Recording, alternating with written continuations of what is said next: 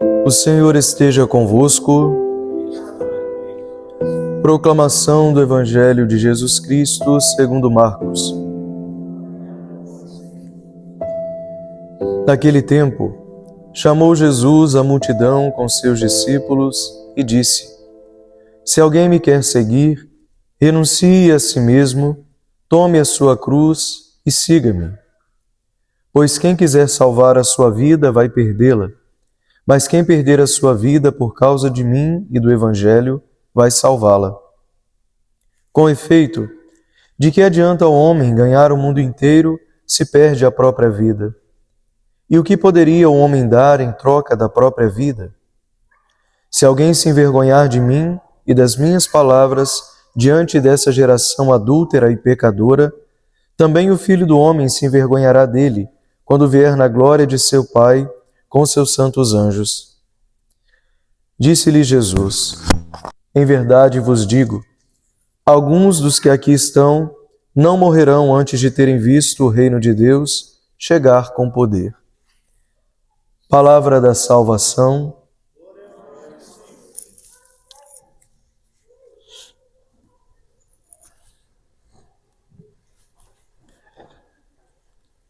Amados irmãos e irmãs, a palavra do Senhor hoje nos traz algo que na teologia bíblica nós chamamos de um texto etiológico.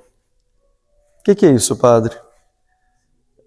Um texto etiológico é um texto que está na palavra de Deus e que nos ajuda a entender a origem de algo para o qual nós não temos uma explicação específica. E nesse caso, é o porquê de nós falarmos línguas diferentes ao redor do mundo, né? Por exemplo, a gente tem países muito próximos que falam línguas muito diferentes umas das outras. Verdade ou não é? Então, um texto que nos dá a origem dessa dificuldade de línguas diferentes é o texto etiológico da Torre de Babel, que nós acabamos de ouvir. E é interessante, toda vez que eu leio esse texto, é muito interessante. A impressão que dá é que Deus se sentiu ameaçado, né, pelos homens. Olha, eles vão construir uma torre que vai chegar aqui no céu. O que eu vou arrumar com essa gente? Pelo amor de Deus, gente, quando que Deus ia se sentir ameaçado por nós? Quando que nós chegaríamos nem que seja um bilionésimo, a ameaçar o poder de Deus, aquilo que Deus é? Não. É só uma maneira de explicar que há diferença. E sempre vai haver. Mas o que me chama muita atenção nesse texto é como que mais uma vez o Senhor vai nos mostrando que o orgulho humano nos afasta dele. Como que o orgulho nos tira da presença de Deus, como que Deus repele o orgulho. Não há nada pior diante dos olhos de Deus do que o orgulho no coração de um homem. Como que o orgulho de fato faz Deus reagir de maneira tão negativa? Não sei se vocês perceberam isso. Né? À medida em que o homem cresce, né? Se sente grande, se sente demais, vamos construir uma torre que vai nos fazer chegar ao céu e ninguém vai poder mais com a gente. Nesse momento, ali novamente, o homem se afasta de Deus, o homem perde a amizade com Deus. E aí não é que o homem comece a falar línguas distintas apenas entre eles, o homem já não consegue mais falar ao coração de Deus. E isso é a pior coisa que pode acontecer. Você conseguir falar 1000 idiomas, mas não conseguir falar ao coração de Deus. Você aprender 7, 8 línguas, mas não saber tocar o seu Deus com a sua oração. Gente, não há nada pior do que você orar ao vazio. Do que você orar ao nada. E o orgulho nos faz exatamente ficarmos pessoas assim, que oram para o nada, porque no fundo oramos para nós mesmos. Oramos para as nossas vontades. Oramos para a nossa própria inteligência. Nós não falamos mais com Deus. Nós no fundo queremos ensinar a Deus o que Ele tem que fazer por nós. Até a oração, quando é cheia de orgulho, é uma oração vã. Uma oração que está cheia da sabedoria humana ou da inteligência humana apenas, é uma oração perdida. Por quê? Porque ela não visa a vontade de Deus, mas ela quer que Deus seja obrigado a fazer a própria vontade do homem. E aí, meus irmãos, quando a gente está assim, cheio da nossa própria vontade, a gente vai perdendo a capacidade de falar com Deus. E aí, decorrente disso, eu falava hoje na missa do meio-dia, a gente começa a perder a nossa identidade. Porque se eu estou longe de Deus, eu começo a esquecer quem eu sou. E como nos dizia São João Paulo II, só Jesus é capaz de revelar ao homem quem o homem é. E cada vez que eu estou longe de Deus, eu começo a ficar longe de mim mesmo. Eu começo a esquecer quem eu sou. Eu vou perdendo os meus valores. Eu vou perdendo o referencial da minha vida. Longe de Deus não dá para a gente viver, a gente sobrevive, mas a gente não vive. A gente não tem vida. A gente tem 1000 ilusões que nos fazem caminhar, mas a gente não tem um norte para onde seguir. Essa é a grande verdade. O orgulho vai fazendo isso. Primeiro ele nos rouba de Deus, depois ele nos rouba de nós mesmos, porque ele nos faz acreditar que nós somos algo que nós nunca fomos. O orgulhoso só enxerga as suas próprias qualidades. O orgulhoso acha que ele é melhor que todo mundo e ele não é nada. Já viram aquelas pessoas que não têm absolutamente nada, mas têm receita para a vida de todo mundo? Enquanto a própria vida dela está um desastre. Ela tem norma, regra e receita para tudo e para todos. Isso aí é o retrato do orgulho. É a pessoa que não se enxerga mais, mas acha que é maior do que todos. Esse aí é o retrato do orgulho. O orgulho é pura mentira e enganação. O orgulho te faz acreditar que você é demais. O orgulho é aquele que nos ilude mais do que tudo. O orgulhoso é um grande iludido na vida. E aí, perdido de si mesmo, é muito fácil para o orgulhoso perder todo mundo que está em volta dele. Porque, vamos ser muito sinceros, gente, é insuportável viver com gente assim. Desculpem o bom, péssimo português, mas é um saco você estar o dia inteiro com gente que acha que é demais. Você aguenta um pouquinho, mas chega uma hora que ninguém aguenta mais. Que é insuportável viver, é insuportável estar perto de pessoas assim. Que acham que são tudo e que todo mundo que está em volta delas não sabe nada, não é bom o suficiente, que deveria só obedecer o que ele quer. E aí o orgulho faz isso. Primeiro ele nos engana, nos faz acreditar que nós somos muitos, muita coisa, e depois ele nos deixa lá abandonados. O fim do orgulhoso é a solidão. O fim do soberbo é a solidão. E a gente precisa entender isso, porque atrás de cada pecado nosso está o orgulho. Eu já falei isso para vocês algumas vezes. Atrás de cada pecado nosso está um orgulho. O orgulho de querermos sair bem de todas as situações, o orgulho de querermos ser os melhores, o orgulho de não admitirmos que nós falhamos, o orgulho de não conseguirmos reconhecer aquilo que os outros têm de bom, porque se eu reconhecer e elogiar o outro, eu estou fazendo dele alguém melhor do que eu. O orgulho está ali, empurrando cada pecado nosso. O orgulho está ali, nos jogando no precipício da perdição e a gente não consegue enxergar muitas vezes isso.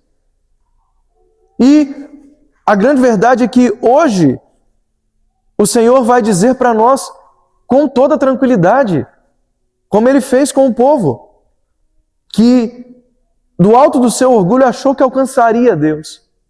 Olha, o coração orgulhoso não encontra o Senhor. Não encontra. O orgulho já nos fez perder muita coisa. O que mais nós vamos perder por causa do orgulho? O que mais nós vamos, na verdade, entregar por causa do nosso orgulho? Eu digo a vocês, quantos casamentos acabam por causa de orgulho? Quantas famílias são destruídas por causa de orgulho?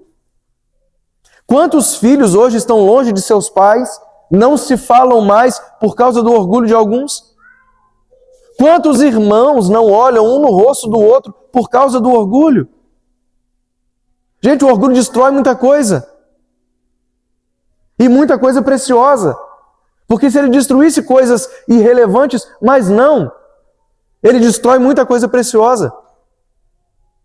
E aí o Senhor, no Evangelho de hoje, nos dá o único remédio contra o orgulho.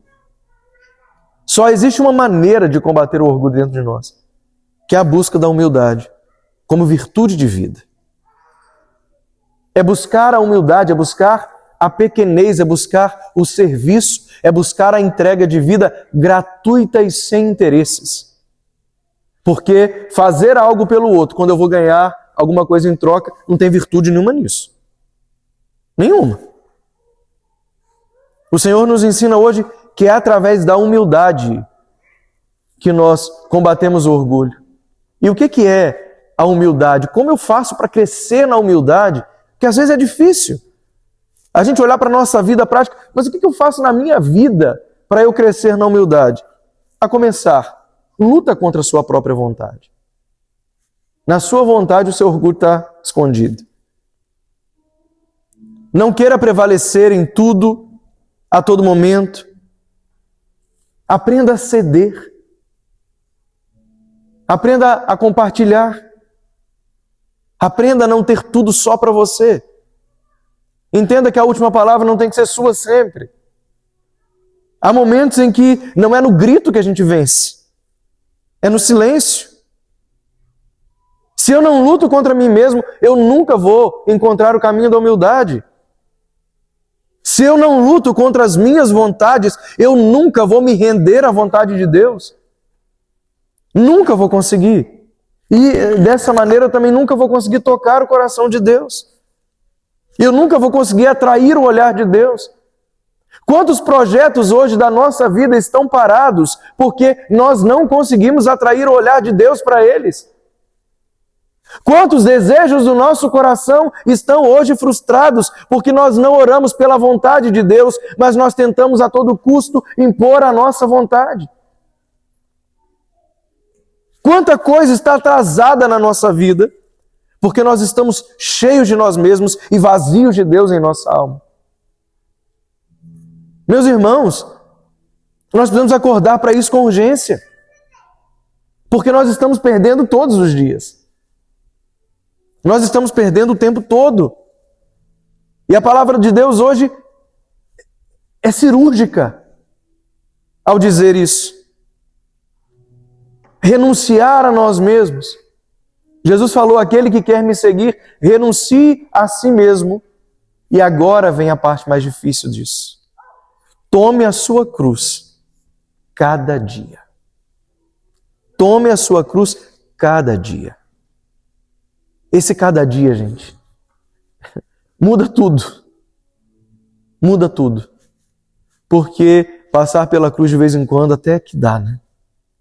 Mas pensar que tem uma cruz todos os dias na minha vida me esperando parece assustador. Mas é a verdade. Hoje eu falava na missa do meio-dia, né, em inglês. Não precisa correr atrás da cruz, não. Não precisa inventar a cruz. A sua cruz já está pronta e te esperando. Para de inventar a cruz que você quer carregar. Porque você vai carregar duas vezes, porque tem a que você quer e a que Deus quer para você. Para de inventar a cruz. Para de criar dores, porque as dores que a sua alma precisa já estão preparadas para você.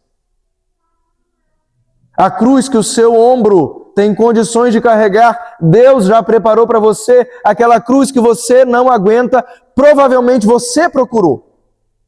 Você quis, você cavou, porque estava longe de Deus, porque achou que sabia mais do que Ele, porque quis fugir da vontade de Deus. A cruz que está longe da vontade de Deus não é cruz de vida, é cruz que nos mata.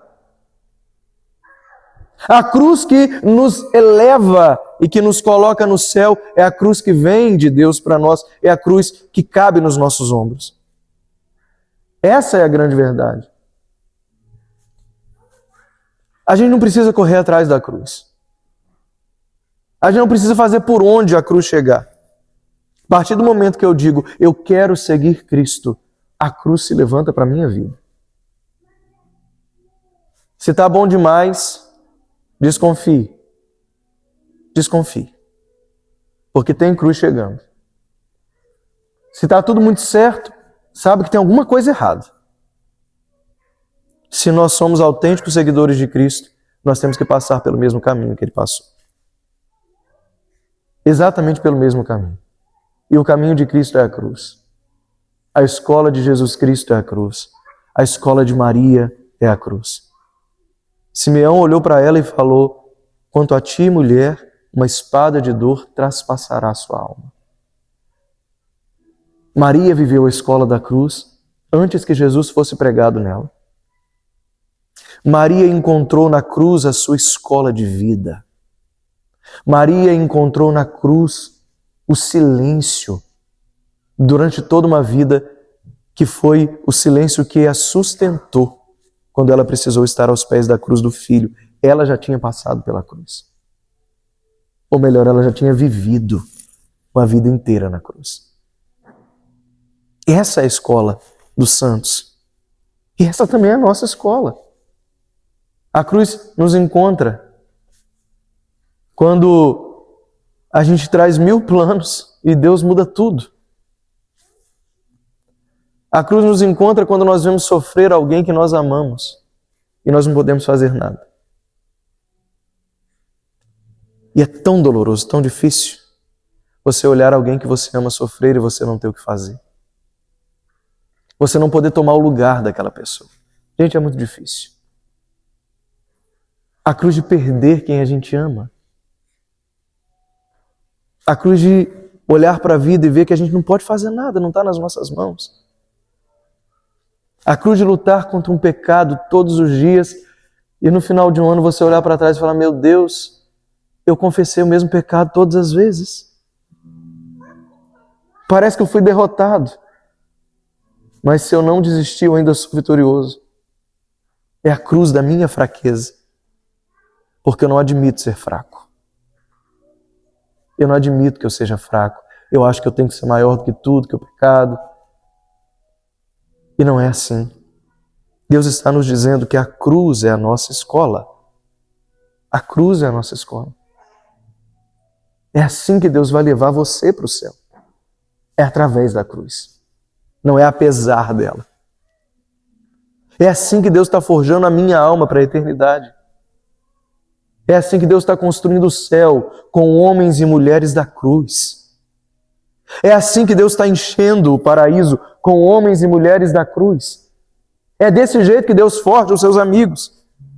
É desse jeito que Deus forma os seus amados. É como o ouro, ele é provado no fogo. O ouro só se torna precioso depois que ele passa pelo fogo. Antes disso, ele é só mais um metal entre tantos outros. O fogo revela a preciosidade. E é o fogo também que revela a preciosidade das almas. Não é a facilidade, não é a tranquilidade. O que revela a preciosidade dos santos sempre foi o sofrimento. Sempre foi a dor. O que mostrou aqueles que seriam fiéis a Deus e os separou dos infiéis foi a dor. Foi o sofrimento, foi a cruz. A cruz revelou quem é fiel. E a cruz sempre revelará quem é fiel a Deus. Porque na cruz, aqueles que são fiéis a Deus experimentam de forma extraordinária e sobrenatural a fidelidade de Deus, porque na sua cruz, eu preciso te dizer, Deus está sendo fiel a você. Na sua cruz, Deus está sendo fiel. Cada vez que nós somos fiéis na cruz, Deus nos mostra o quanto Ele é fiel a nós. Cada vez que nós permanecemos fiéis, ainda que pareça que as nossas forças não serão suficientes, meus irmãos, é quando Deus vem e nos mostra que nós podemos dar ainda mais um passo e ir além. Ir além da nossa dor, ir além do nosso sofrimento e olhar que através da cruz o que nós temos é vitória e vida. Mas não vida para este mundo, nós temos vida eterna. Porque quem quer guardar sua vida para esse mundo vai perder este mundo e vai perder a eternidade. O Senhor falou hoje para nós: quem quiser guardar a sua vida vai perdê-la, mas quem entregar a sua vida por causa de mim e do Evangelho, esse vai salvar-se. E é exatamente isso que nós buscamos aqui, diante do altar. A cruz que nos dá vida, a cruz que nos revela que Deus é fiel a nós, principalmente nas nossas dores. Que hoje nós nos encontremos com esse Cristo da cruz, porque a cruz com certeza nós encontraremos, mas que junto com ela nós nunca nos esqueçamos que Ele é fiel e a cruz passa. A cruz é diária, mas não é eterna. Amém.